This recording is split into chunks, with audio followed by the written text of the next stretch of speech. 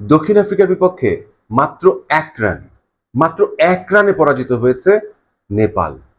ভাবা যায় বিশ্বকাপে টি-20 এই আসরে বড় দলগুলো ছোট দলগুলোর কাছে কিভাবে হেনস্থা হচ্ছে। দক্ষিণ আফ্রিকা বাংলাদেশের কাছে 4 রানে জিতেছে এবং তার আগে ঠিক আগের ম্যাচই নেদারল্যান্ডসের বিপক্ষে হারতে হারতে জিতেছে। মানে খুঁড়িয়ে খুঁড়িয়ে জিতে চলা এই সাউথ আফ্রিকা শেষ পর্যন্ত কোথায় গিয়ে দাঁড়াবে? আপনি আমি হয়তো অলরেডি ভেবে বসে আছে যে তারা নকআউট স্টেজে গিয়ে বাদ পড়বে, চোখ করবে, বিশ্বকাপ থেকে বিদায় নিবে। তাহলে এই ধরনের জয়ের দরকারটা কি? মানে নেপালের মতো দেশ আজকে যদি দক্ষিণ আফ্রিকাকে হারাতে পারত, তাহলে নিশ্চিতভাবে বেশ বড় কিছু একটা তাদের অর্জনের খাতায় যোগ হতো। কিন্তু সেটা তো হলো না। দক্ষিণ আফ্রিকা 1 রানে জিতলো, এর আগেই তারা পরবর্তী রাউন্ড নিশ্চিত করেছে। কিন্তু পরবর্তী রাউন্ড নিশ্চিত করে নেপালের সাথে তাই বলে কি তারা হেরে যাবে? তা তো যাবে না। নেপালের বিপক্ষে জয়টাও তাদের দরকার ছিল, কিন্তু এই যে 1 রানে নেপালের বিপক্ষে জয়, এটা কি তাদের জন্য খুব বেশি সিগনিফিকেন্ট? আমার মনে হয় না।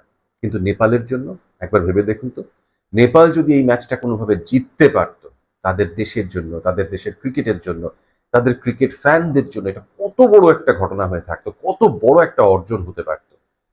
সেটা হয়নি। ক্রিকেট এমনই।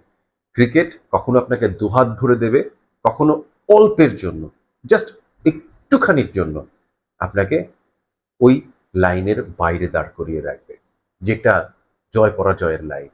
কিছু করার নেই।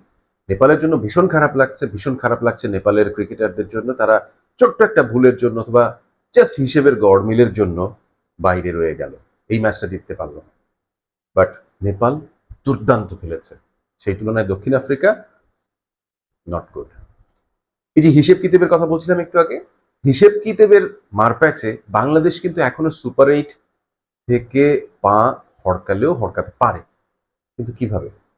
ধরুন পরের ম্যাচটা বাংলাদেশের নেপালের সঙ্গে, যদি বাংলাদেশ নেপালের সাথে হেরে যায়, তাহলে বাংলাদেশ থাকবে 4 পয়েন্ট নিয়ে।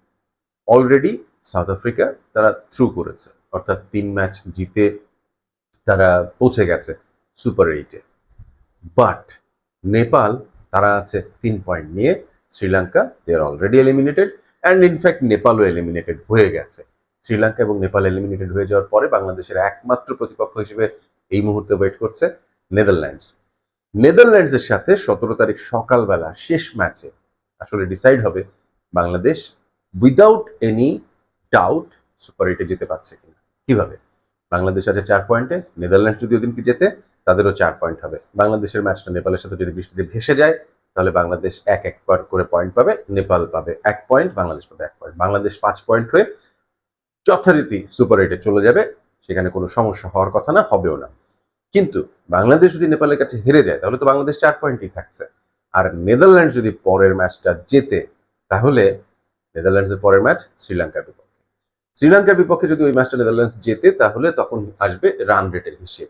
কিন্তু সেই রান রেটের হিসেবে বাংলাদেশ আবার কিছুটা ভালো অবস্থানে আছে। বাংলাদেশ যে রান রেট নিয়ে এই মুহূর্তে অবস্থান করছে পয়েন্ট টেবিলে, সেটাকে টপকে যেতে নেদারল্যান্ডসকে বেশ কষ্ট করতে হবে। সেই কষ্ট যদি তারা করতে পারে, তাহলে হয়তো বাংলাদেশের সুপার 8টা অনিশ্চিত হলেও হতে পারে, অথবা বাদ পড়েও যেতে পারে। তবে আমার মনে হয় না শেষ পর্যন্ত, শেষ ম্যাচে নেপালের বিপক্ষে বাংলাদেশ যদি মাঠের খেলায় খেলতে পারে, তাহলে হারবে, অথবা অথবা ড্র করবে। আমার মনে হয় বাংলাদেশ জিতবে।